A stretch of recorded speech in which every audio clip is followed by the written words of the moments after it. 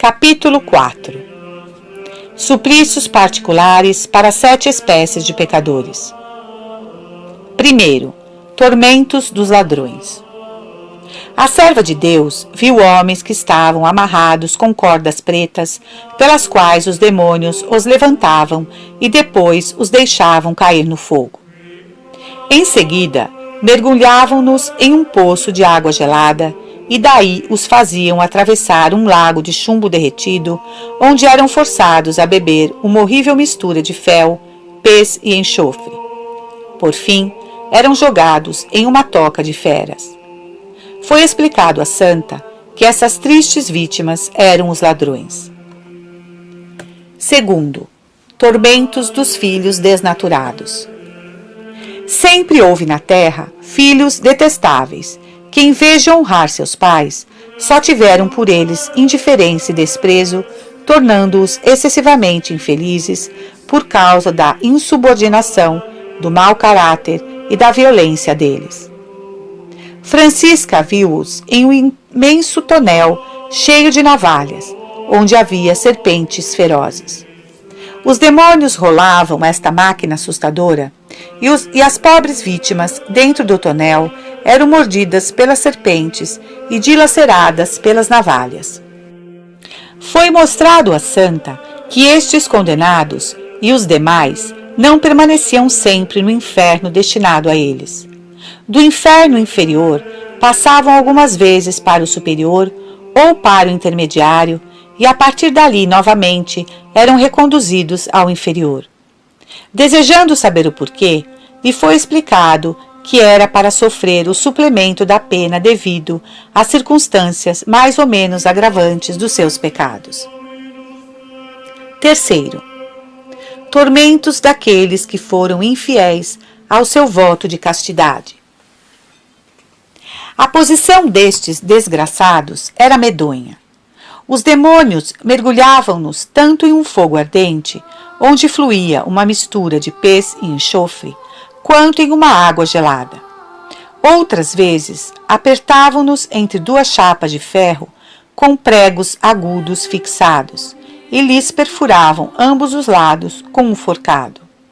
Enfim, para acrescentar insulto aos seus suplícios, não cessavam de lhes repreender os crimes que cometeram.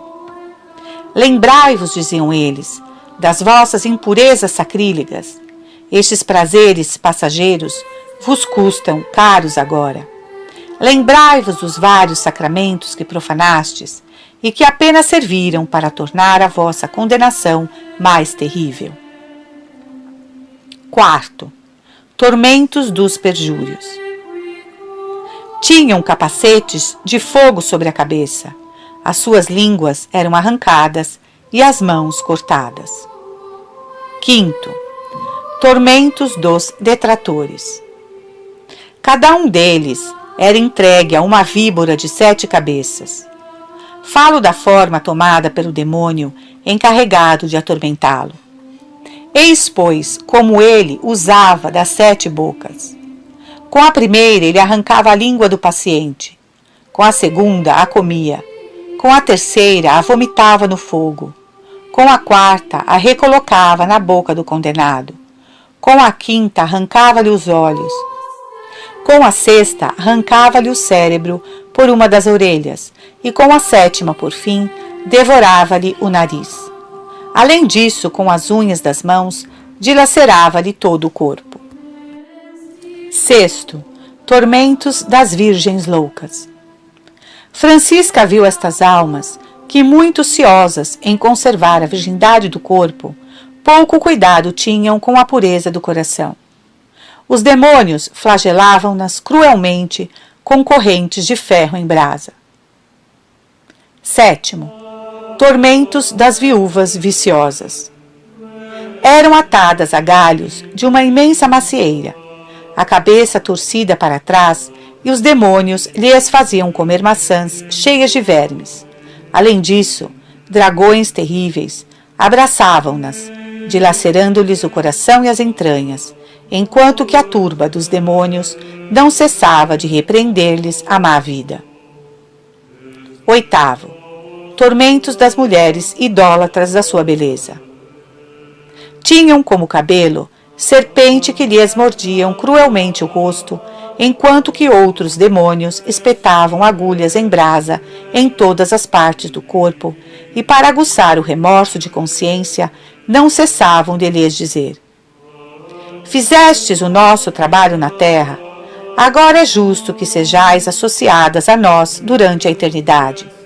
Fazei agora o vosso embelezamento com estas chamas. Tais almas respondiam aos insultos dos seus inimigos com blasfêmias horríveis. Capítulo 5. Blasfêmias dos réprobos. Por todo este lugar ressoavam horríveis blasfêmias. Seus infelizes habitantes amaldiçoavam a Deus como se ele lhes tivesse feito todo o mal e jamais nenhum bem, e amaldiçoavam a humanidade sagrada de nosso Senhor Jesus Cristo. Amaldiçoavam todos os seus mistérios, cuja lembrança lhes recordava todas as criminosas ingratidões deles. Amaldiçoavam todas as graças que tinham obtido pelos seus méritos e cujo abuso tinha causado tão horríveis castigos. Toda a santa vida do Deus Salvador levava às blasfêmias, mas cada uma se esforçava em profanar de uma maneira especial a circunstância de que mais lhes desgostava. Essa amaldiçoava a encarnação, aquela o nascimento, esta outra a circuncisão, aquela outra o seu batismo, uma a sua penitência, outra a sua paixão, outra acolá a sua ressurreição, mais outra a sua ascensão gloriosa. Nada do que fez o nosso amável Salvador para a salvação das almas era respeitado, porque todos esses benefícios não foram para eles senão objeto de ingratidão. Amaldiçoavam e blasfemavam o doce nome de Maria, as suas prerrogativas, as suas virtudes, mas sobretudo a sua maternidade divina, porque se ela não tivesse dado à luz ao Filho de Deus, elas teriam menos culpas e não seriam entregues a tão horríveis tormentos. Assim, toda a eternidade delas é empregada em blasfemar e amaldiçoar, e com tão raiva e tão profundo desespero, que se não houvesse outros suplícios, isso seria suficiente para torná-las infinitamente infelizes. Mas sofrem ainda as outras penas comuns a todos os réprobos, e além disso, sofrem ainda as penas que lhes são particulares, conforme acabei de descrever. Capítulo 6. Número dos demônios, seus nomes e tarefas. Na 17ª visão, onde a criação dos anjos e sua classificação foram manifestadas à serva de Deus, fez-lhe Deus discernir aqueles que deviam pecar daqueles que deviam ficar fiéis. Foi depois testemunha da revolta deles e da merecida horrível queda. No entanto, a queda não foi tão profunda para uns quanto para outros. 1/3 destes desgraçados permaneceu nos ares, outro terço parou na terra, e a última terça parte caiu no inferno. Essa diferença nos castigos corresponde àquelas que Deus distinguiu nas circunstâncias do pecado cometido em comum. Dentre os espíritos rebeldes, houve os que abraçaram com alegria a causa de Lúcifer, se é que posso falar assim. Outros que consideraram com indiferença este levante contra o Criador e ficaram neutros. Os primeiros foram precipitados logo no inferno, de onde não saem jamais, exceto quando Deus os solta para castigar a terra com alguma grande calamidade por causa dos pecados dos homens. Os segundos foram lançados parte no ar e parte na terra, e são esses últimos que nos tentam, como falarei mais abaixo. Lúcifer, que quis ser igual a Deus no céu, é o monarca do inferno, mas é o monarca acorrentado e o mais infeliz de todos os demais. Há abaixo dele 3 príncipes, aos quais todos os demônios, divididos em 3 coros, estão submissos por vontade divina. Da mesma maneira que no céu, os anjos bons formam 3 hierarquias, presididas por 3 espíritos de glória superior. Esses 3 príncipes da milícia celeste foram retirados dos 3 primeiros coros, onde eram os mais nobres e os mais excelentes. Assim, os 3 príncipes da milícia infernal foram escolhidos dentre os piores dos espíritos dos mesmos coros, que empunharam o estandarte da revolta. Lúcifer era no céu o anjo mais nobre de todos que se revoltaram, e o seu orgulho fez dele o pior de todos os demônios. É por isso que a justiça divina o constituiu rei de todos os seus companheiros e de todos os réprobos, com o poder de governá-los e castigá-los segundo os seus caprichos, o que faz ser ele chamado de tirano dos infernos. Além desta presidência geral, está estabelecido sobre o vício do orgulho. O primeiro dos 3 príncipes que governam sob suas ordens se chama Asmodeus. Era no céu um querubim. Agora é o espírito impuro que preside a todos os pecados desonestos. O segundo príncipe se chama Mamon. Era outrora um espírito que pertencia ao coro dos tronos, e agora preside aos pecados de ganância que inspira o amor ao dinheiro. O terceiro se chama Beuzebu.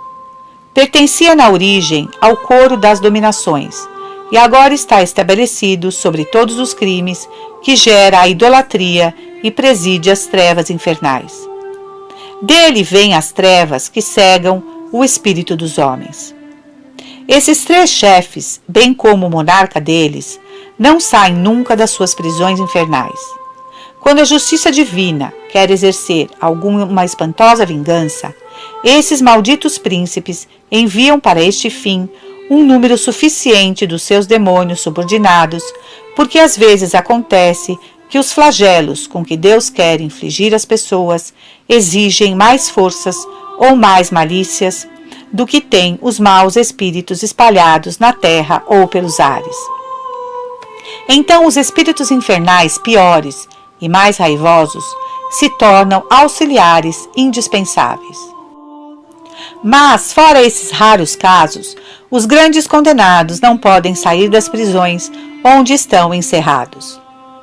Todos esses espíritos desgraçados são classificados no abismo segundo sua ordem hierárquica. A primeira hierarquia, composta de serafins, querubins e tronos, habita na região mais baixa do inferno. Sofrem os tormentos mais cruéis que os demais e realizam as vinganças celestes sobre os maiores pecados. Lúcifer, que foi um serafim, exerce sobre eles uma autoridade especial em virtude do orgulho que lhe patrocina. Os demônios dessa hierarquia somente são enviados à terra quando a ira de Deus permite que o orgulho prevaleça para castigar as nações. A segunda hierarquia, formada de dominações, principados e potestades, habita no inferno do meio. Tem por príncipe Asmodeus, que, como eu já disse, patrocina os pecados de luxúria. Pode-se supor que os demônios dessa hierarquia estão na terra quando as pessoas se entregam ao vício infame da impureza. A terceira hierarquia, que se compõe de virtudes, arcanjos e anjos, tem por chefe Mamon e habita o inferno superior. Quando estes demônios são lançados na terra, a sede das riquezas prevalece por todos os lados, e aí o que vale é somente o ouro ou o dinheiro. Quanto a Beuzebu, é o príncipe das trevas e as difunde quando Deus o permite, nas inteligências para obstruir a luz da consciência e da verdadeira lei. Tal é a ordem que reina entre os demônios dos infernos, quanto ao número deles é inumerável. Encontra-se a mesma hierarquia entre os demônios que estão nos ares e na terra, mas não têm chefes e, por conseguinte, vivem na independência, em uma espécie de igualdade. São os demônios aéreos que, na maioria dos casos, desencadeiam os ventos, suscitam tempestades, produzem ventanias, inundações e granizos. A intenção deles é de fazer mal aos homens e diminuir a confiança na providência divina, levando-os a murmurar contra a vontade divina. Os demônios que vivem na terra, da primeira hierarquia, não deixam de aproveitar também dessas ocasiões favoráveis à sua malícia. Encontrando os homens irritados por causa das calamidades e muito enfraquecidos na sua submissão e confiança, levam-nos a cair muito facilmente no vício do orgulho. Os da segunda hierarquia, por sua vez, não deixam de precipitá-los do alto da soberba na cloaca da impureza, o que dá toda a facilidade aos demônios da terceira hierarquia de levá-los a cair nos pecados que o amor ao dinheiro inspira. Então os anjos que presidem as trevas cegam-nos e levam-nos a deixar o caminho da verdade e tornam a sua conversão extremamente difícil. É assim que todos os demônios, apesar da diferença das suas tarefas, trabalham juntos e se ajuntam para perder as almas. Uns enfraquecem a fé, outros os levam ao orgulho, estes à impureza, aqueles ao amor das riquezas, outros, enfim, lhe lançam um véu sobre os olhos e os afastam tão eficazmente da via da salvação que a maioria já a não reencontra. O meio de escapar deste complô infernal seria se levantar prontamente da primeira queda, e é precisamente o que as almas não fazem. Daí, esta sequência de tentações, que de queda em queda as leva até o fundo do precipício.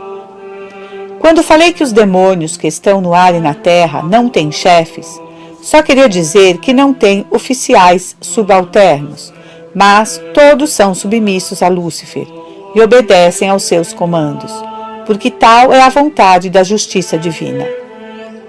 Apesar do ódio que possui pelos homens, nenhum deles se atreveria a tentá-lo sem ordem de Lúcifer, e o próprio Lúcifer somente pode ordenar o que permite o Senhor, pleno de bondade e compaixão para conosco. Lúcifer vê todos os seus demônios, não só aqueles que o rodeiam no inferno, mas os que também estão no ar e na terra. Todos eles também o veem sem obstáculo e entendem perfeitamente todas as vontades dele. Veem-se também e se entendem mutuamente muito bem. Os espíritos malignos espalhados pelos ares e na terra não são atingidos pelo fogo do inferno. No entanto, não são menos excessivamente infelizes, tanto porque se maltratam e sem cessar se atormentam uns aos outros, quanto porque as obras na terra dos anjos bons neste mundo lhes causam um dissabor que os atormentam cruelmente. As penas daqueles que pertencem à primeira hierarquia são mais agudas do que as dos espíritos de segunda, e aqueles são mais infelizes do que os espíritos da terceira. A mesma justiça distributiva preside aos tormentos dos espíritos infernais, mas os infernais são todos vítimas do ardor das chamas infernais. Os demônios que ficam no meio de nós e que receberam o poder de nos tentar são todos espíritos caídos do último coro. Os anjos encarregados de nos guardar são simples anjos. Estes espíritos tentadores estão incessantemente ocupados em preparar a nossa perda. Os meios empregados para isso são tão sutis e variados que uma alma que lhes escapa é muito feliz e não conseguiria suficientemente testemunhar ao Senhor a sua gratidão se ela tivesse consciência. Não há um instante do dia e da noite em que esses cruéis inimigos não tentem um tipo de tentação ou um outro para cansar aqueles que não conseguem vencer pela astúcia ou pela violência. A paciência é, portanto, a arma defensiva por excelência. Ai de quem se deixa cair nas mãos deles. Quando esses tentadores ordinários encontram almas pacientes e fortes que não conseguem vencer, chamam em seu auxílio outros mais astutos e mais malignos, não para ser substituídos por eles ou para combater com eles, porque Deus não permite isso, mas para sugerir estratagemas mais eficazes. Francisca sabia de tudo isso por experiência. Era raro quando ela era tentada por um seu demônio somente. Ordinariamente outros se associavam a ele e ainda assim demais fracos recorriam à malícia de espíritos superiores que ficavam no ar. Ela tornou-se tão hábil nesta guerra que, ao suportar um ataque, sabia a que coro pertencia aquele demônio que dirigia este ataque e quem ele era. Quando os demônios querem organizar um assalto a uma alma habilidosa e forte, uns atacam de frente, outros se colocam por detrás. É desta maneira que eles combatiam ordinariamente contra a nossa bem-aventurada, e ela viu sinais entre eles, ajustando os meios. Quando uma alma vencida pelas tentações morre em pecado e seu tentador habitual leva-a prontamente, seguido de muitos outros que lhe lançam muitos ultrajes e não param de atormentá-la até que seja precipitada no inferno. Estes detestáveis espíritos entregam-se depois a uma alegria feroz. O anjo da guarda, após segui-la até a entrada do abismo, retira-se logo que a alma desaparece e volta para o céu. Pelo contrário, quando uma alma é condenada ao purgatório, o seu tentador é cruelmente espancado por ordem de Lúcifer por ter deixado escapar sua vítima. No entanto, fica lá do lado de fora do purgatório, mas bem perto, para que a alma o veja e ouça as reprimendas que ele lhe faz sobre as causas dos seus tormentos.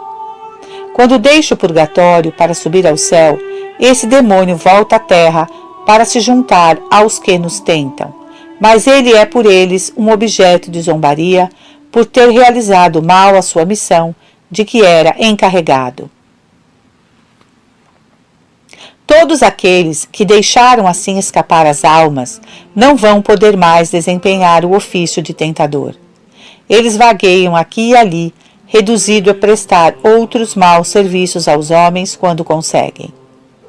Às vezes, Lúcifer, para castigá-los, os coloca vergonhosamente em corpos de animais ou se serve deles, com a permissão de Deus, para exercer possessões que acarretam para eles novos castigos e novas vergonhas. Os demônios que, pelo contrário, conseguiram perder as almas que Lúcifer lhes tinha encarregado, depois de arrastá-las para o inferno, reaparecem na terra cobertos de glória pelos seus semelhantes e desempenham um papel maior do que nunca na guerra que travam contra os filhos de Deus. São aqueles que os demais chamam para ajudá-los por serem mais experientes e mais hábeis. Quando têm de enfrentar almas mais fortes e generosas que se riem de seus inúteis esforços.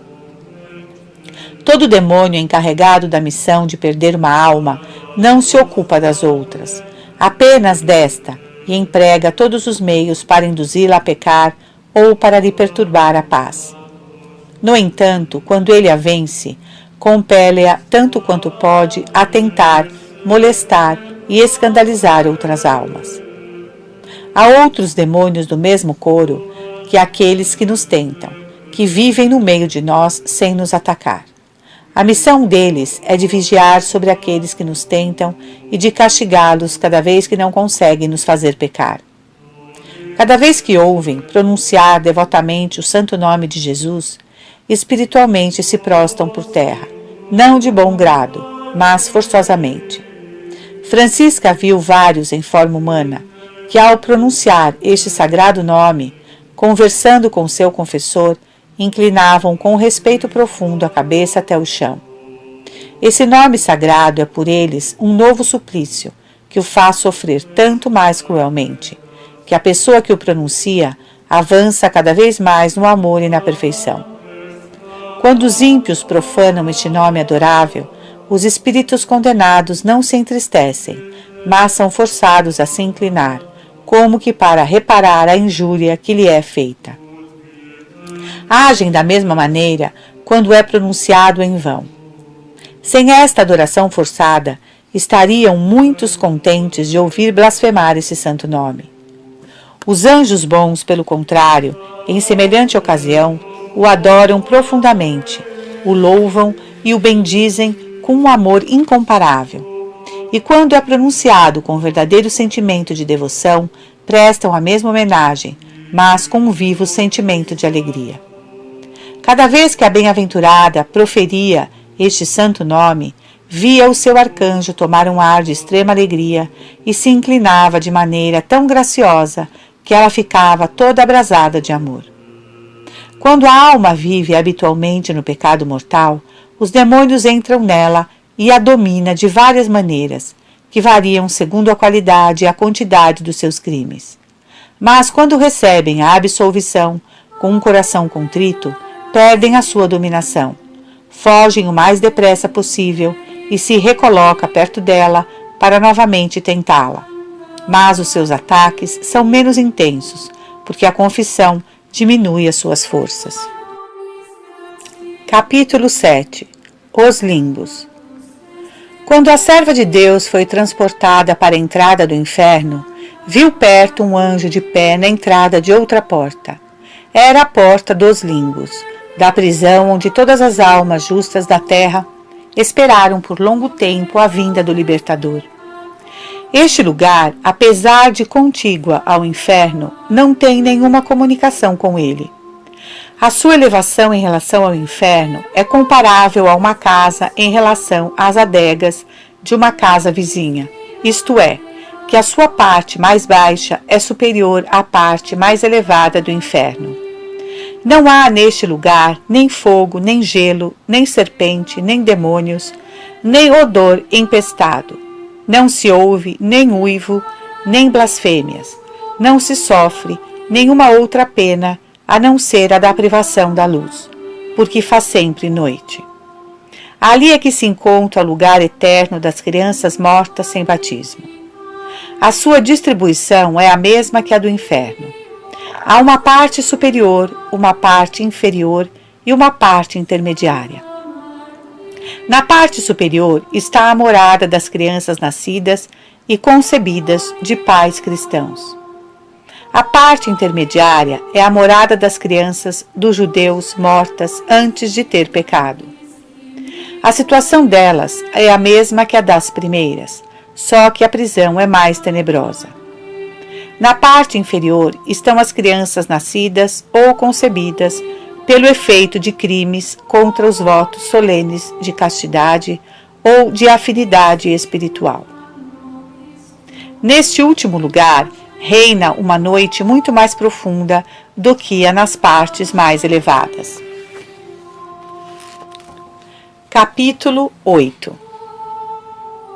O Purgatório. Depois das visões acima, a serva de Deus foi conduzida ao purgatório, cuja distribuição é a mesma que a do inferno. Aproximando-se deste triste lugar, leu estas palavras escritas na porta. Aqui é o purgatório, lugar de esperança, onde as almas esperam a realização do seu desejo. O anjo Rafael lhe mostrou as 3 partes desta morada, e eis o que ela viu. Na parte mais baixa arde um fogo que ilumina, nisso distinto daquele do inferno, que é preto e sem nenhuma clareza. Este fogo é muito ardente e de cor vermelho. É aí que são punidas as almas em dívida com a justiça divina de penas temporais merecidas por causa de grandes pecados. E o fogo as atormenta mais ou menos rigorosamente, segundo a qualidade e a quantidade das dívidas. O anjo lhe diz que 7 anos de sofrimento nesta parte inferior correspondem a uma pena temporal merecida por um só pecado mortal. Do lado esquerdo dessas almas, mas fora do purgatório, Francisca viu os demônios que durante a vida na terra as tentavam, e reparou que essas almas sofriam muito com a visão deles e das reprimendas que não cessavam de lhes lançar. Achastes melhor seguir nossas ilusões e nossas persuasões do que os preceitos do Evangelho? Tu tivestes a loucura de ofender aquele de quem sois devedores da vossa criação e redenção. Ficai aqui agora para espiar as vossas ingratidões. Além disso, o poder dos demônios sobre estas almas limita-se a 2 coisas: afligi-las com suas repreensões e amedrontá-las com seu horrível aspecto. As almas colocadas no fogo do purgatório inferior aceitam humildemente a justiça divina, No entanto, o rigor das penas que sofrem lhe arranca gemidos que ninguém na terra conseguiria suportar. São resignadas à vontade do seu juiz porque entendem perfeitamente a equidade dos tormentos que sofrem. Ora, esta resignação faz com que Deus dê ouvidos às suas queixas, que se comove e lhes dá algumas consolações. Não as retira por isso das chamas que as queima, mas lhes faz encontrar em sua própria submissão uma espécie de refrigério, colocando em seu pensamento que em breve chegarão à glória eterna. Conhecem não só os seus próprios pecados, mas também os das outras almas que sofrem com elas, e todas estão contentes da justiça punitiva de Deus que se realiza com tanta equidade. Quando o anjo da guarda conduz para este purgatório inferior a alma que lhe é confiada, ele se coloca do lado direito da porta, enquanto que o anjo mau fica do lado esquerdo. E permanece lá, até que a alma, inteiramente purificada, se torne livre para subir ao céu. É ele que recolhe os sufrágios oferecidos a ela na terra e os apresenta à justiça divina, que lhe as devolve, para que ele as aplique a esta pobre alma como um remédio que alivia suas dores. Apresenta também à justiça divina todas as boas obras realizadas durante sua vida mortal, enquanto que o anjo mau mostra sem cessar à justiça divina os pecados que ela cometeu. Quando uma alma faz doações antes da sua morte, Deus, em sua bondade, logo as aceita e as recompensa, mesmo quando os encarregados de concretizar estas doações na terra, por negligência, não o fazem. No entanto, se ela colocou em testamento tais doações para serem concretizadas depois de sua morte, por apego às riquezas, Deus somente a recompensará após o prazo estipulado por ela para sua execução. Este purgatório inferior divide-se em 3 prisões separadas, onde o fogo não tem igual ardor. Queima mais na primeira do que na segunda, e esta mais do que na terceira. Ora, a primeira é reservada aos sacerdotes e religiosos, mesmo se cometeram pecados menores do que os leigos, porque tiveram mais luzes e não honraram a sua dignidade como era devido. Francisca viu nesta prisão um padre muito piedoso, mas que satisfez demais o seu apetite no uso dos alimentos. A segunda prisão é a morada dos religiosos e dos clérigos que não honraram o sacerdócio. Na terceira, habitam as almas dos leigos que cometeram pecados mortais e não os expiaram durante a vida na terra. Os tormentos, portanto, não são iguais em cada uma dessas prisões. São mais ou menos cruéis segundo as dívidas e a qualidade das pessoas. Os superiores sofrem muito mais do que os inferiores.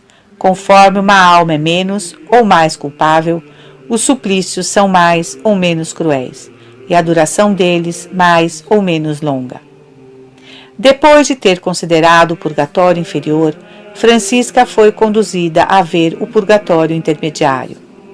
Ora, tal como outro se divide em 3 partes, cuja primeira é um lago de água gelada, a segunda é um lago de pez derretido, misturado com óleo fervente, e a terceira um lago de metais liquefato. É neste purgatório que são colocadas as almas que não cometeram pecados graves suficientes para serem colocadas no purgatório inferior. São os pecados veniais que conduzem a este purgatório intermediário. Nesta prisão há 38 anjos que sem cessar são ocupados a trasvasar essas pobres almas de um lago para outro, o que fazem de maneira muito graciosa e com grande caridade. Esses anjos não são escolhidos dentre os anjos da guarda. São outros anjos que a bondade divina encarregou deste ministério. Atribuo sua missão à bondade divina, porque a presença deles é um grande alívio para estas almas. A serva de Deus recebeu nesta visão várias luzes sobre a aplicação dos sufrágios que os vivos oferecem pelos mortos, que merecem muito serem comunicadas. Conheceu primeiro que as missas, indulgências concedidas e boas obras oferecidas por certas almas, pelos parentes e amigos, não são integralmente aplicadas. Elas recebem sim a melhor parte, mas o restante é repartido entre todas as almas do purgatório. Francisca conheceu, segundo, que estas obras feitas por erro, as almas que já estão no céu, são primeiro em proveito das que as fizeram, e depois das almas do purgatório. Conheceu, terceiro, que estes mesmos auxílios dirigidos pelos vivos, às almas que eles pensam estar em via de salvação, mas que de fato estão condenadas, entram integralmente no tesouro dos seus próprios autores, porque nem os condenados podem deles aproveitar, nem Deus permite que sejam aplicadas às almas do purgatório. E é de se notar que Francisca, ao sair de uma dessas visões, que havia durado cerca de 2 horas, pensou ter passado um tempo bastante considerável. Resulta daí, portanto, que o tempo que parece passar rapidamente na Terra parece muito longo na eternidade. Capítulo 9. Da glória dos santos no céu. Quando as almas bem-aventuradas fazem a sua entrada no céu, elas são conduzidas aos lugares que lhes foram atribuídos segundo os méritos. Para chegar, é preciso atravessar alguns coros angélicos. Os espíritos que os compõem lhes fazem um acolhimento extremamente alegre. Mas nada se compara com a recepção que se faz no coro em que elas devem tomar lugar. Não são somente da parte dos anjos, às quais elas são associadas, demonstrações de alegria e amizade para com elas, cânticos de louvor e de bênçãos para agradecer a Deus pela sua felicidade, mas que este regozijo dura muito mais tempo nesses coros do que nos outros. Todas as vezes que a nossa bem-aventurada, interrogada pelo seu confessor, falava desta alegria angélica, causada pela chegada de alguma alma associada à sua glória, a lembrança da sua multidão, da suavidade inexprimível, dos seus cânticos, das suas manifestações, dos seus êxtases, colocava-a fora de si. O rosto ficava todo fulgurante e o seu coração se derretia como cera aos raios do sol. O padre perguntou-lhe um dia quais eram os mais perfeitos, os espíritos humanos ou angélicos colocados na mesma glória. Ela respondeu que os espíritos humanos têm uma perfeição superior por causa do tempo maior que lhes foi concedido para merecer, mas que os anjos são mais puros e mais belos, que penetram mais na compreensão divina e os seus cânticos são muito mais melodiosos. É preciso, no entanto, excetuar a Augusta Maria desta regra geral. Cada vez, acrescentou a serva de Deus, que sou elevada à visão beatífica, sinto várias admirações. Fico admirada pela minha falta de penetração na compreensão divina, causada pela união da minha alma com o meu corpo mortal, e esta incapacidade me envergonha muito e me dá um grande desprezo de mim mesma. Fico admirada e toda estupefata cada vez que considero no espelho divino a sutileza penetrante dos serafins na compreensão da grande imensidão. Fico admirada, bem mais ainda, considerando a profundidade da divindade criadora e diretiva destas sutis inteligências. Eis, dizia ainda a bem-aventurada, algumas observações que fiz relativas aos espíritos gloriosos. Observou primeiro que na ordem dos serafins, uns penetram mais além do que os outros na compreensão divina. Há entre eles uma graduação de inteligência que existe também em todos os outros coros.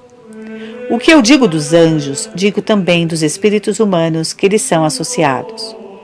Todos os espíritos de um mesmo coro não são igualmente próximos da divindade, pois quanto mais uma inteligência vê de perto esta imensidão, tanto melhor consegue penetrá-la.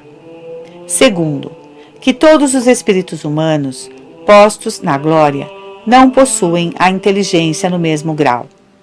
Alguns, quando viviam em sua carne mortal, receberam uma inteligência mais sutil, e com as suas atividades intelectuais e com sua capacidade penetraram mais fundo na imensidão da divindade, olhando pelo espelho divino, cuja visão constitui a beatitude. Portanto, levaram para o céu um espírito mais penetrante e capaz. Quanto mais uma alma tem sutileza e capacidade no entendimento, tanto mais será saciada na visão beatífica. É verdade que no céu todas as almas estão plenamente saciadas, mas cada uma está segundo a medida da sua capacidade e da sua sutileza com que penetra na compreensão da vontade divina. Quando os apóstolos receberam o Espírito Santo, não receberam todos a mesma medida de graça. Aqueles que tinham mais capacidade, mais sutileza no entendimento, a receberam com grau mais elevado. Aquele que dispõe a uma graça maior, se dispõe também a uma glória maior. Francisca via tudo isso, durante os seus êxtases, no espelho divino. Além disso, declarou muitas vezes que ela submetia todas as suas palavras ao julgamento da Igreja Católica, em cujo seio queria viver e morrer. Louvado seja Deus. Amém.